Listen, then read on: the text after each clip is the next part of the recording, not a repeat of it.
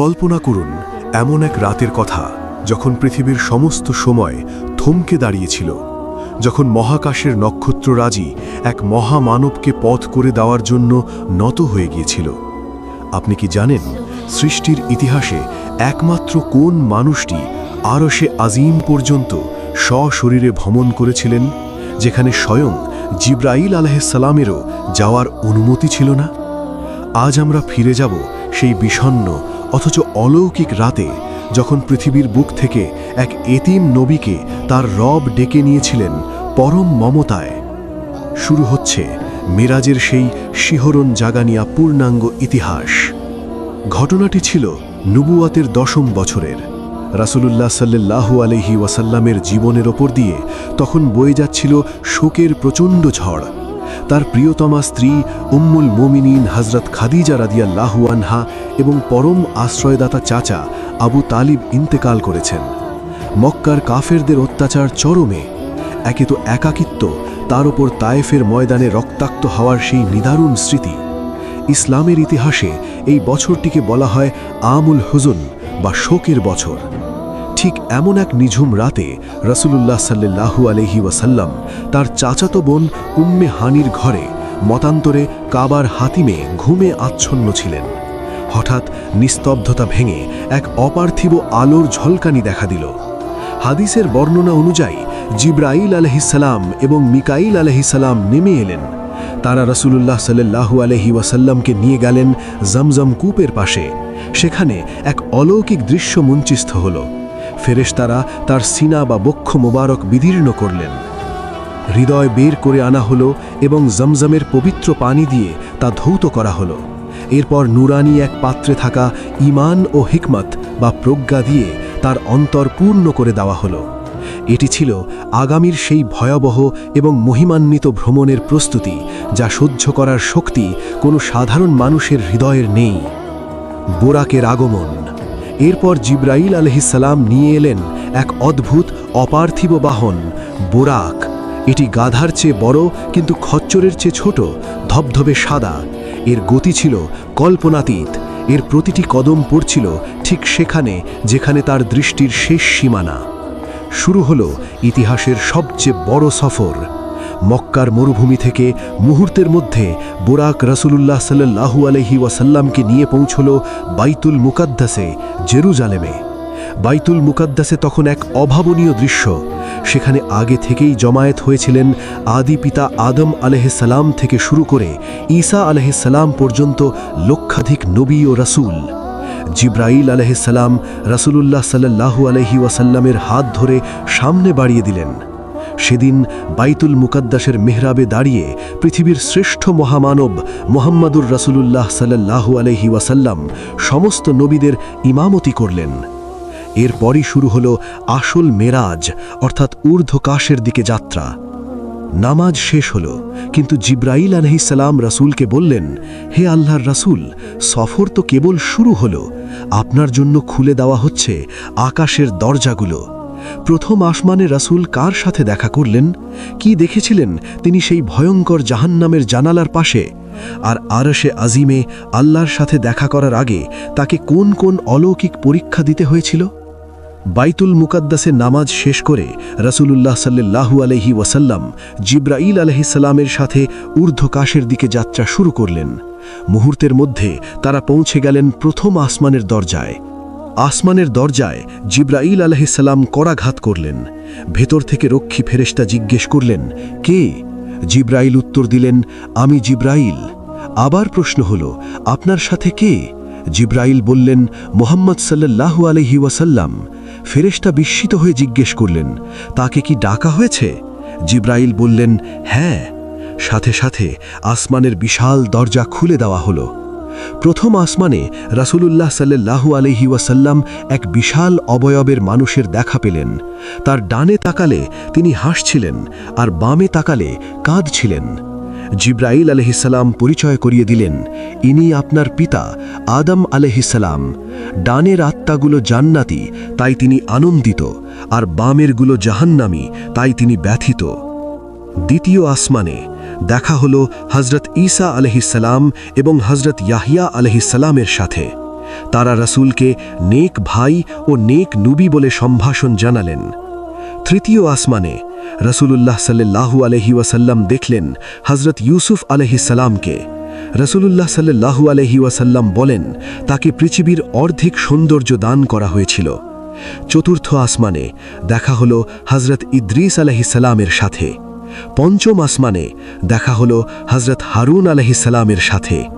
ষষ্ঠ আসমানে দেখা হলো হযরত মূসা আলাইহিস সালামের সাথে। যখন রাসূলুল্লাহ সাল্লাল্লাহু আলাইহি ওয়াসাল্লাম তাকে অতিক্রম করে এগিয়ে যাচ্ছিলেন, মূসা আলাইহিস সালাম কাঁদতে লাগলেন। কারণ হিসেবে তিনি বললেন, আমার পরে এক যুবক নবী প্রেরিত হয়েছেন, যার উম্মত আমার উম্মতের চেয়ে বেশি সংখ্যায় জান্নাতে যাবে। সপ্তম আসমান, এখানে দেখা হলো হযরত ইব্রাহিম আলাইহিস সালামের সাথে। তিনি বাইতুল মামুরের সাথে হেলান দিয়ে বসেছিলেন। রাসূলুল্লাহ সাল্লাল্লাহু আলাইহি ওয়াসাল্লাম দেখলেন সেখানে প্রতিদিন ৭০,০০০ ফেরেশতা তাওয়াফ করতে ঢোকে, যারা কিয়ামত পর্যন্ত আর বের হওয়ার সুযোগ পায় না। সিদরাতুল মুনতাহা, সৃষ্টির শেষ সীমানা। ৭ আসমান পার হওয়ার পর তারা এমন এক স্থানে পৌঁছলেন যা সৃষ্টির শেষ সীমানা। এর নাম সিদরাতুল মুনতাহা বা সীমান্তের বড়ই গাছ। এটি এমন এক বৃক্ষ যার পাতাগুলো হাতির কানের মতো বড় আর ফলগুলো কলসির মতো। এই গাছটিকে যখন আল্লাহর নূরের উজ্জ্বলতা ঢেকে ফেলল, তখন এর সৌন্দর্য এমন এক রূপ নিল যা পৃথিবীর কোনো মানুষের পক্ষে বর্ণনা করা যায় না। এখানে এসে জিবরাইল আলাইহিসসালাম থেমে গেলেন।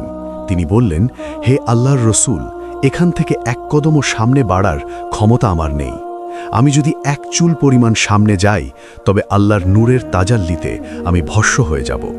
একটু চিন্তা করুন, সৃষ্টির সেরা ফেরেশতা জিবরাইল যেখানে থমকে দাঁড়ালেন, সেখান থেকে শুরু হলো রাসূলুল্লাহ সাল্লাল্লাহু আলাইহি ওয়াসাল্লামের একাকী যাত্রা। তিনি এক নূরের বাহনে চড়ে পৌঁছে গেলেন আরশে আজিমের কাছে। পর্দা সরে গেল। সৃষ্টিকর্তা আর তার সৃষ্টির মাঝে কোনো মাধ্যম রইল না। রাসূলুল্লাহ সাল্লাল্লাহু আলাইহি ওয়াসাল্লাম সরাসরি আল্লাহর সাথে কথা বললেন।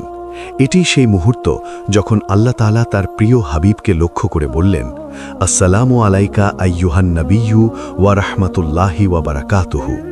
হে নবী, আপনার প্রতি শান্তি, আল্লাহর রহমত ও বরকত বর্ষিত হোক। এই নিভৃত আলাপের সময় আল্লাহ তাআলা উম্মতের জন্য ৫০ ওয়াক্ত নামাজ ফরজ করলেন। ফেরার পথে মুসা আলাইহিসসালামের পরামর্শে বারবার ফিরে গিয়ে রাসূল তা কমিয়ে ৫ ওয়াক্তে নিয়ে আসেন। আল্লাহ প্রতিশ্রুতি দিলেন, কেউ যদি এই ৫ ওয়াক্ত নামাজ আদায় করে, তবে তাকে ৫০ ওয়াক্তেরই সওয়াব দেওয়া হবে। আল্লাহর সাথে এই আনন্দময় সাক্ষাতের পর রাসূলুল্লাহ সাল্লাল্লাহু আলাইহি ওয়াসাল্লামকে নিয়ে যাওয়া হলো এমন এক জায়গায় যা দেখে তার চোখ অশ্রুসিক্ত হয়ে উঠেছিল। ফেরেশতারা তাকে দেখালেন পরকালের সেই ভয়াবহ দৃশ্যগুলো। তিনি দেখলেন আগুনের জিহ্বা, রক্তে ভেজা সমুদ্র আর তামা দিয়ে নিজের মুখ খুবলে খাওয়া মানুষদের আর্তনাদ। কেন তারা এই শাস্তি পাচ্ছিল? আমাদের মাঝে আজ সেই পাপগুলো নেই তো? আল্লাহর সাথে কথোপকথন এবং জান্নাতের নেয়ামত দেখার পর জিবরাইল আলাইহিসসালাম রাসূলুল্লাহ সাল্লাল্লাহু আলাইহি ওয়াসাল্লামকে জাহান্নামের উপর দিয়ে নিয়ে গেলেন। সেখানে তিনি যা দেখলেন তা ছিল অবর্ণনীয় কষ্টের এবং শিক্ষণীয়। রক্ত ও পুজ ভর্তি নদী। রাসূলুল্লাহ দেখলেন একদল লোক রক্তের নদীতে হাবুডুবু খাচ্ছে। তারা যখন তীরের দিকে আসার চেষ্টা করছে, ফেরেশতারা তাদের মুখে পাথর ছুঁড়ে মারছে এবং তারা আবার মাঝ নদীতে চলে যাচ্ছে। রাসূলুল্লাহ জিজ্ঞেস করলেন, এরা কারা?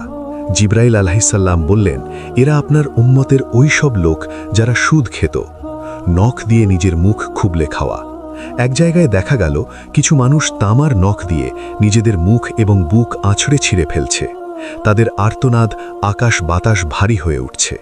জিবরাইল আলাইহিসসালাম বললেন, এরা ওই সব লোক যারা মানুষের গীবত বা পরনিন্দা করত এবং অন্যের সম্মানহানি করত। আগুনের কাঁচি দিয়ে জিহ্বা কাটা। রাসূলুল্লাহ দেখলেন একদল মানুষের জিহ্বা ও ঠোঁট আগুনের কাঁচি দিয়ে বারবার কেটে ফেলা হচ্ছে, আর সাথে সাথে তা আবার আগের মতো হয়ে যাচ্ছে। ফেরেশতা জানালেন, এরা ছিল দুনিয়ার ওই সব বক্তা বা আলেম যারা মানুষকে ভালো কথা বলতো, কিন্তু নিজেরা তা পালন করত না। পাথর দিয়ে মাথা চূর্ণ করা। একদল লোকের মাথা বিশাল পাথর দিয়ে পিষে ফেলা হচ্ছিল। মাথা চূর্ণ হওয়ার পর তা আবার ঠিক হয়ে যাচ্ছিল এবং পুনরায় পাথর মারা হচ্ছিল। জিব্রাইল আলাইহিসসালাম বললেন, এরা ওই সব লোক যাদের মাথা ফরজ নামাজ পড়ার সময় অলসতায় ভারী হয়ে যেত। পচা দুর্গন্ধযুক্ত মাংস ভক্ষণ। কিছু লোকের সামনে সুস্বাদু রান্না করা মাংস থাকা সত্ত্বেও তারা পাশের পচা দুর্গন্ধযুক্ত এবং পোকা ধরা কাঁচা মাংস ছিঁড়ে খাচ্ছে। জিব্রাইল আলাইহিসসালাম বললেন, এরা ওই সব নারী পুরুষ যারা ঘরে বৈধ স্ত্রী বা স্বামী থাকা সত্ত্বেও ব্যভিচারে বা পরকীয়ায় লিপ্ত হতো। এই একই রাতে এই দীর্ঘ সফর শেষ করে রাসূলুল্লাহ সাল্লাল্লাহু আলাইহি ওয়াসাল্লাম মক্কায় ফিরে এলেন। সকালে যখন তিনি কাবার হাতিমে বসে এই ঘটনা বর্ণনা করলেন, তখন কুরাইশ কাফেররা অট্টহাসিতে ফেটে পড়ল। তারা বলল, 1 মাসে যে পথ পাড়ি দেওয়া যায় না, তুমি 1 রাতে সেখানে গিয়ে ফিরে এলে। তারা রাসূলুল্লাহকে পরীক্ষা করার জন্য বাইতুল মুকাদ্দাসের খুঁটেনাটি সম্পর্কে জিজ্ঞেস করতে লাগল। আল্লাহ তাআলা রাসূলুল্লাহর চোখের সামনে বাইতুল মুকাদ্দাসের মানচিত্র তুলে ধরলেন এবং তিনি দেখে দেখে সব প্রশ্নের উত্তর দিলেন। কাফেররা হতভম্ব হয়ে গেল। আবু জাহেল দৌড়ে গেল হযরত আবু বকরের কাছে, গিয়ে বলল, শুনেছ তোমার বন্ধু কি বলছে? হযরত আবু বকর শান্তভাবে শুধু একটি কথা জিজ্ঞেস করলেন, মুহাম্মদ সাল্লাল্লাহু আলাইহি ওয়াসাল্লাম কি সত্যি এই কথা বলেছেন? আবু জাহেল বলল, হ্যাঁ। হযরত আবু বকর দৃঢ় কণ্ঠে বললেন, তবে তিনি সত্যিই বলেছেন। তিনি যদি এর চেয়েও অসম্ভব কিছু বলেন, আমি তাও বিশ্বাস করব। এই ঘটনার পরই রাসূলুল্লাহ তাকে সিদ্দিক বা মহাসত্যবাদী উপাধি দেন।